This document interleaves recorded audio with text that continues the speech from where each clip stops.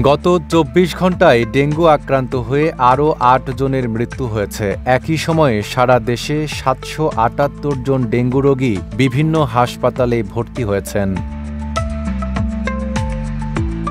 স্বাস্থ্য অধিদপ্তরের health emergency operation centre ও control room থেকে পাঠানো ডেঙ্গু বিষয়ক এক প্রেস বিজ্ঞপ্তিতে এ তথ্য জানানো হয়। এতে বলা হয়েছে, গত একদিনে ডেঙ্গু আক্রান্ত হয়ে ৭৭৮ জন রোগী হাসপাতালে ভর্তি হয়েছেন। তাদের মধ্যে বরিশাল বিভাগে ৮৩ জন, চট্টগ্রাম বিভাগে ১৩৪ জন, ঢাকা বিভাগে ১২১ জন, ঢাকা উত্তর সিটিতে ১২৯ জন, ঢাকা দক্ষিণ সিটিতে ৮১ জন, খুলনা বিভাগে ১১২ জন, ময়মনসিংহ বিভাগে ৪৪ জন, রাজশাহী বিভাগে ৪৮ জন, রংপুর বিভাগে ১৯ জন ও সিলেট বিভাগে ৭ জন নতুন রোগী ভর্তি হয়েছেন।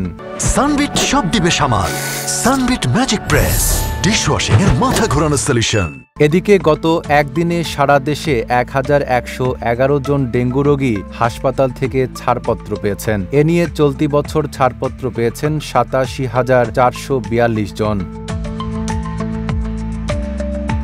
এবছরের জানুয়ারি থেকে এখন পর্যন্ত সব মিলিয়ে ৯০,২৬৪ জন রোগী হাসপাতালে ভর্তি হয়েছেন। চলতি বছরে এখন পর্যন্ত ডেঙ্গুতে মৃত্যু হয়েছে ৩৬৪ জনের। নাইম আরাবী, ঢাকা পোস্ট।